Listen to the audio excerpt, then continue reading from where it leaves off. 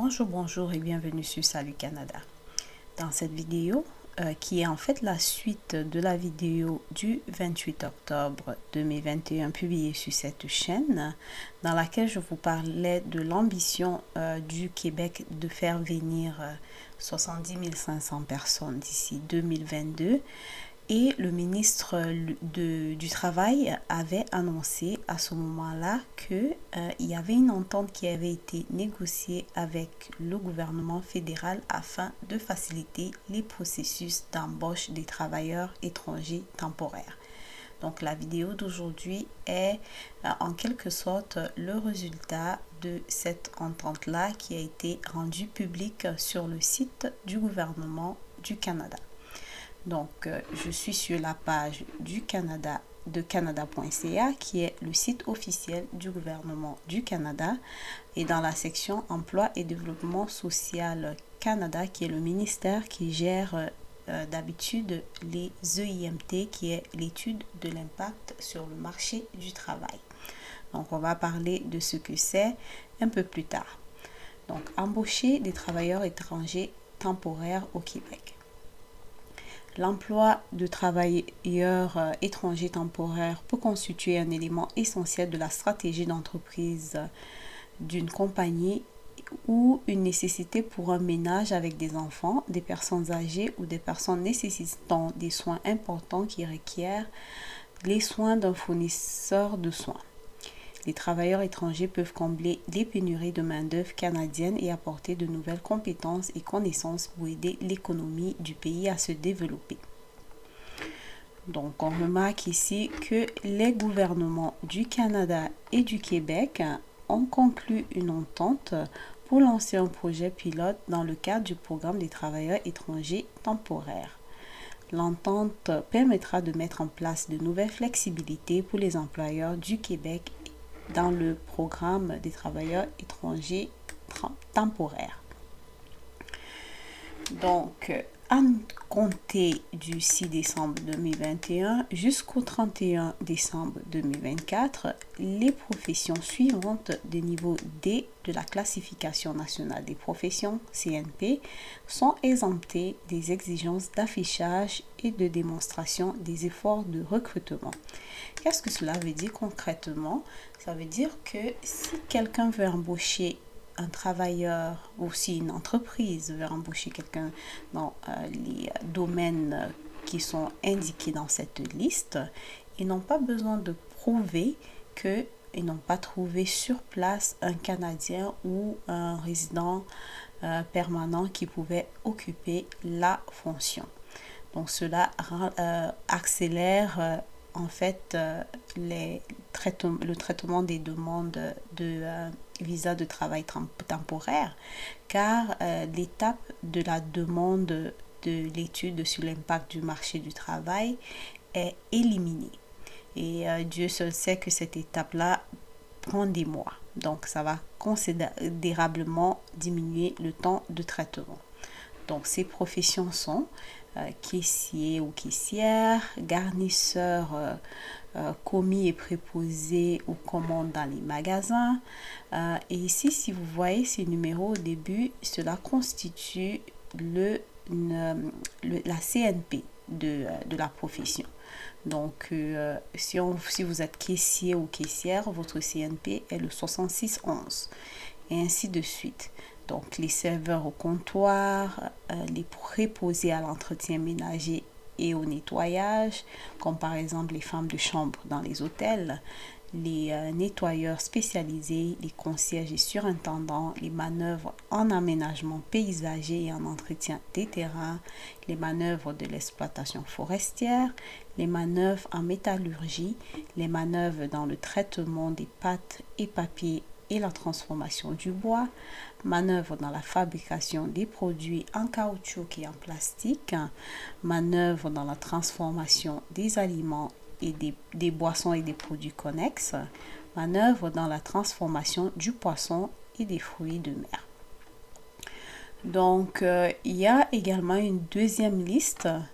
Et dans cette liste-là, ils disent qu'à compter du 10 juin 2020, le programme donne la priorité à certaines professions au Québec jugées essentielles pendant la pandémie du COVID-19. Les professions marquées d'un astérisque sont également exemptées des exigences minimales de recrutement. Et il y a un lien ici si vous voulez savoir c'est quoi les professions qui sont propres aux autres territoires et provinces. Nous parlons ici du Québec. Donc, si vous cliquez dessus, vous allez voir les professions pour les autres provinces. Puis, je vais vous mettre le lien également en bas de description. Donc, quand on dit exempter des exigences minimales de recrutement, ça veut dire qu'il n'y a pas de limite au nombre de personnes qu'un employeur peut embaucher si elles occupent les fonctions qui sont dans cette liste-là et qui sont marquées d'un astérisque. Parce que vu que ce sont des emplois à forte demande, on ne veut pas limiter les employeurs. Donc, il s'agit des infirmiers ou infirmières, des médecins spécialistes, des omnipraticiens et médecins en médecine de famille, des praticiens reliés en soins de santé primaire, les pharmaciens, les technologues de laboratoire, techniciens de laboratoire, inhalothérapeutes, perfusionnistes cardiovasculaires et technologues cardiopulmonaires, autres technologues et techniciens des sciences de la santé, sauf des soins dentaires, infirmières auxiliaires, autres personnels techniques en thérapie et en diagnostic, aides infirmières, aides soignants et préposés aux bénéficiaires, autres personnels de soutien des services de santé. Donc, on voit déjà que c'est plus vraiment les personnes qui sont dans le domaine de la santé qui sont ciblées ici, avec les professeurs avec Astérix, mais il y a aussi les professeurs et chargés de cours au niveau universitaire qui font partie des priorités, les enseignants au niveau collégial et autres instructeurs en formation professionnelle, les enseignants au niveau secondaire, les enseignants au niveau primaire et préscolaire, les aides enseignants au niveau primaire et secondaire, des bouchers, coupeurs ou poissonniers, commerce de gros de détail, les préposés à l'entretien et au ménager et au nettoyage, travaux légers, eux également ils ont un astérix, donc pas de limite. Les entrepreneurs des services agricoles, des surveillants d'exploitation et ouvriers spécialisés dans l'élevage, les ouvriers agricoles, les ouvriers de pépinière de serre, les manœuvres à la récolte, les bouchers, découpeurs, préparateurs de volailles et personnel assimilé, les ouvriers dans les usines de transformation du poisson et de fruits de mer, les manœuvres dans la transformation des aliments et des boissons, les manœuvres dans la transformation du poisson et des fruits de mer. Donc, il y a les professions que nous avons vues ici en haut qui se répètent. Donc, en fait, il y a des professions qui sont non seulement exempts de l'EIMT, mais qui sont également exempts exemptés des exigences minimales de recrutement, comme par exemple les préposés à l'entretien, ils n'ont pas besoin de IMT, et le travailleur, disons un propriétaire d'hôtel, peut recruter autant de femmes de chambre qu'il veut. Donc, ils donnent ici des consignes particulières. Donc, ils disent toutes les demandes de IMT doivent être soumises de manière simultanée à Service Canada et au MIFI. Donc, ça, c'est vraiment pour les professions qui l'exigent. Il existe par ailleurs une autre liste de professions pour lesquelles le traitement de l'IMT est simplifié. Donc, c'est ça qui est ça.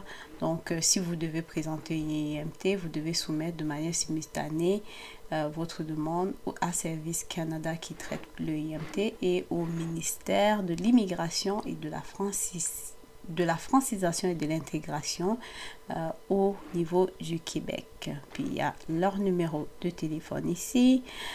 Dispense d'évaluation d'impact sur le marché du travail au Québec. Donc, le MIFI du Québec a établi des dispositions simplifiant l'embauche des travailleurs étrangers temporaires. Ces dispositions dispensent les employeurs de demander une EIMT auprès de Service Canada s'ils embauchent un travailleur étranger temporaire qui est titulaire d'un permis de travail, qui est détenteur d'un certificat de sélection du Québec, qui réside dans la province de Québec, qui a présenté une demande de résidence permanente dans la catégorie des travailleurs qualifiés du Québec. Donc, ça, c'est vraiment les catégories pour lesquelles le IMT n'est pas du tout nécessaire, peu importe la profession. Le travailleur étranger temporaire doit aussi faire partie de l'une des catégories suivantes. Chercher à prolonger son permis de travail pour son employeur actuel. Donc, si vous avez un permis de travail et que vous cherchez à prolonger simplement ce permis pour votre employeur, votre emploi que vous occupez actuellement, pas besoin de IMT. Vous cherchez à renouveler votre autorisation de travail pour un nouvel employeur au Québec. Ok, donc renouveler son autorisation de travail pour un nouvel employeur au Québec. Être étudiant étranger qui a obtenu un permis de travail post-diplôme et qui possède une offre d'emploi dans la province du Québec. Donc ça, c'est évident. Donc, si vous êtes un étudiant étranger et que vous avez fini vos études, vous avez obtenu un permis post-diplôme et vous possédez une offre de travail, vous êtes également exempté de l'EIMT. Être titulaire d'un permis de travail en tant que participant à l'un des programmes de l'initiative Expérience internationale Canada et cherche à prolonger son autorisation de travail pour l'employeur actuel ou la renouveler pour un nouvel employeur. Donc ça, c'est très souvent pour les personnes qui viennent de l'Europe surtout, où ils s'échangent là des étudiants. Quelqu'un peut venir ici, comme un étudiant en France peut demander ce visa-là pour venir faire des cours d'été ici et par la même occasion faire un emploi d'été. Ça ne concerne pas beaucoup les étudiants africains parce qu'on n'a pas ces ententes-là avec le Canada. Donc, ils disent, pour plus de renseignements sur les dispenses de IMT, veuillez consulter le bulletin opérationnel produit par Immigration, Réfugiés et Citoyenneté Canada. Donc, c'est ça, c'est tout. C'est ce que c'est, en gros, c'est les résultats de l'entente qui a été négociée avec le gouvernement fédéral et la province du Québec. Donc, en gros, ces professions-ci dont on a cité sont exemptes de l'EIMT. Un employeur veut vous embaucher et vous embauche directement sans avoir à se tracasser avec cette procédure-là. Vous allez simplement demander votre permis de travail pour pouvoir immigrer le plus rapidement possible. Je vous demanderai cependant de faire très très attention avec une nouvelle pareille. Il y aura sûrement beaucoup d'arnaqueurs qui vont vous promettre monts et merveilles, vous disant comment vous pouvez immigrer dans 2 mois, dans 1 mois ou peu importe là. Donc faites très très attention à qui vous avez affaire.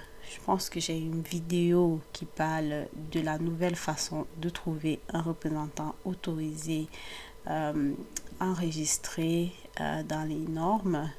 Mais ça, c'est pour le Canada, mais le Québec également a ses représentants autorisés. Donc, cherchez informez-vous sur comment trouver un représentant autorisé qui est enregistré en bonne et due forme auprès des autorités.